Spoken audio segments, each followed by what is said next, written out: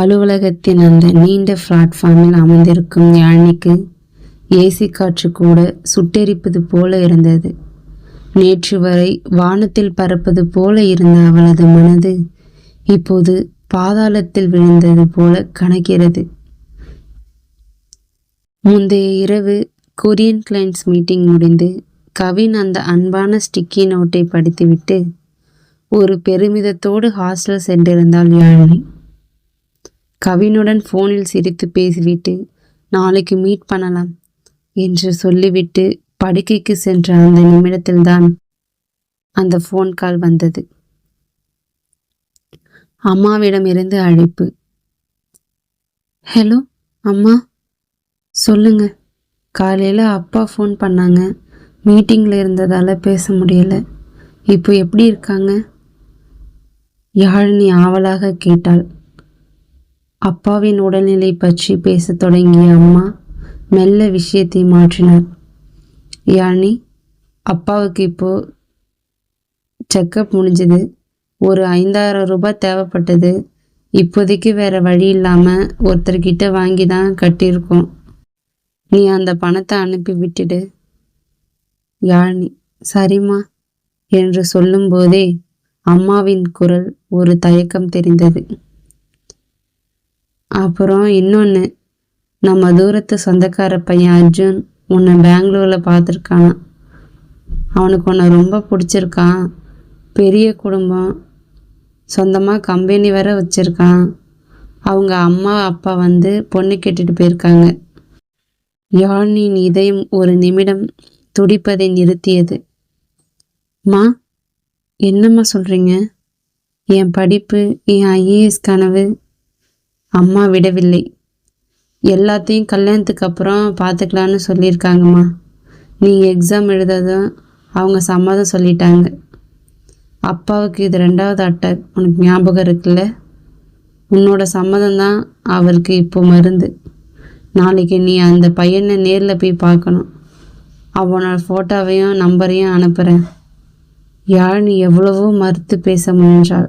ஆனால் அம்மாவின் அழுகையும் அப்பாவின் உடல்நிலையும் அவளது வாயை அடைத்துவிட்டன. அந்த இரவு முழுவதும் அவள் தூங்கவில்லை. மறுநாள் காலை அலுவலகமே பரபரப்பாக இயங்கிக் கொண்டிருந்தது. ஆனால் யாழினியின் கேபினில் மட்டும் மயான அமைதி. எப்போதும் கோப்புகளை புரட்டும் அவள் கைகள் இன்று அசையாமல் கிடந்தன. லேப்டாப் ஸ்கிரீன் ஆஃப் ஆகியிருந்தது. கவின் உள்ளே நுழையும் போதே யாழினியின் மாற்றத்தை கவனித்து விட்டான். எப்போதும் மின்னல் வேகத்தில் வேலை செய்யும் யாழினியா இது? அவள் தனை குனிந்து அமர்ந்தது தோரணை அவள் ஏதோ ஒரு பெரிய சுமையை சுமக்கிறாள் என்பதை அவனுக்கு சொல்லாமல் சொன்னது. கவின் தன் கேபினுக்கு சென்றாலும் அவனது கண்கள் யாழினியின் மீதே இருந்தன. மதிய நேரத்து உரையாடல். மதிய உணவு இடைவேளை.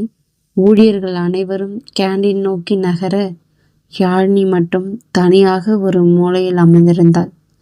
கவின் மெல்ல அவளிடம் சென்றான். யாழினி, என்னாச்சு? நேத்திலிருந்து அந்த விஷயோட உற்சாகம் எங்கே போச்சு? ஏன் ஒரு மாதிரி இருக்க? யாழினி நிமிர்ந்து பார்த்தாள்.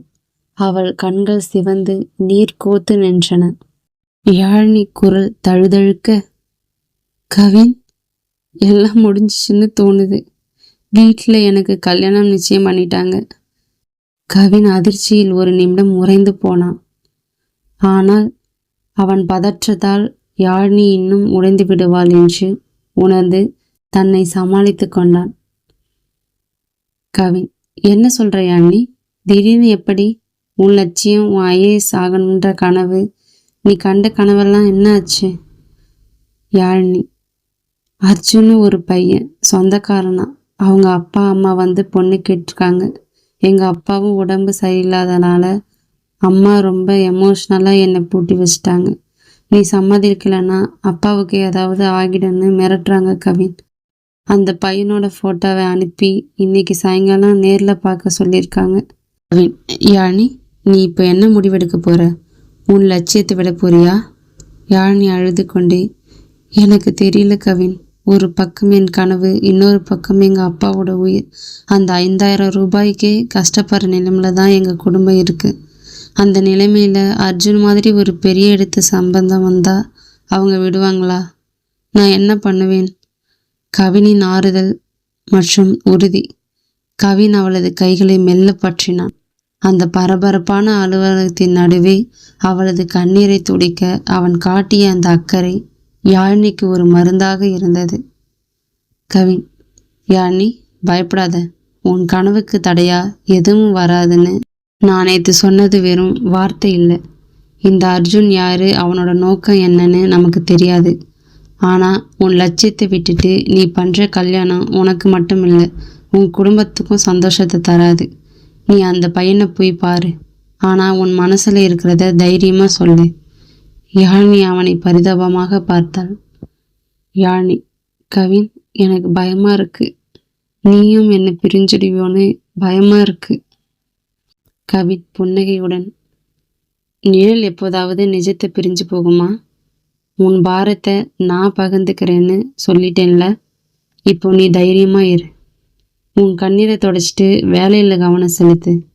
மீதியை நான் பார்த்துக்கிறேன். ஓடும் மேகமாய் நீ இருக்க, உன்னை ஏந்தும் வானமாய் நான் இருப்பேன். உன் விழியோரம் ஒரு துளி நீர் கசிந்தால் என் இதயம் அங்கே ரத்தம் கண்ணீர் வடிக்கும். IAS என்பது உன் கனவு மட்டுமல்ல, அது நம் காதலின் அடையாளம். அதிகார நாற்காலியில் நீ அமரும் அழகுக்கான அத்தனை முட்களையும் நான் தாங்குவேன். யாரோ ஒருவன் கைப்பிடிக்க உன் அன்னையிட்ட கட்டளையோ, உன் மௌனமோ கத்தியாய் என்னை குத்த, உன் கண்ணீரோ என் உயிரை குடிக்குதே. பயப்படாத யாழினி, உன் லட்சிய பயணத்தில் கல் விழுந்தால் கைகளாலேயே அதை அப்புறப்படுத்துவேன். உன் தந்தை நலம் பெற என் உழைப்பையும் உதிரத்தையும் தருவேன். உலகமே உன்னை எதிர்த்து நின்றாலும் உன் நிழலாய் நான் பின்னால் நிற்பேன். காதல் என்பது வெறும் வார்த்தை அல்ல, உன் பாரத்தை நான் பாதியாய் ஏற்பது. துணிந்து செல், உன் கனவை வெல்ல. உன் வெற்றி கதையில் ஒரு சிறு புள்ளியாய் நான் இருந்தால் போதும். கவினின் அந்த வார்த்தைகள் யாழினிக்கு ஒரு புதிய தெம்பை கொடுத்தன.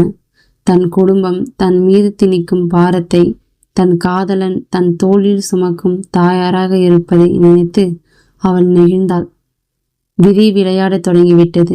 ஒரு பக்கம் IAS கனவு, மறுபக்கம் குடும்பத்தின் கட்டாயம், இடையில் மாட்டிக்கொண்ட ஒரு காதல். யாழினி அந்த அர்ஜுனை சந்திக்க செல்லும்போது என்ன நடக்கும்? உங்களுக்கான கேள்வி. குடும்பத்துக்காக தன் லட்சியத்தை விட்டு கொடுப்பது சரியா, அல்லது தன் லட்சியத்திற்காக குடும்பத்தை எதிர்த்து போராடுவது சரியா? உங்கள் கருத்துக்களை கமெண்ட் செக்ஷனில் தெரிவிக்கவும். இந்த கதையை தொடர்ந்து கேட்க நமது அவள் கீதம் சேனலை சப்ஸ்கிரைப் செஞ்சு ஒரு லைக் செஞ்ச மறந்துடாதீங்க.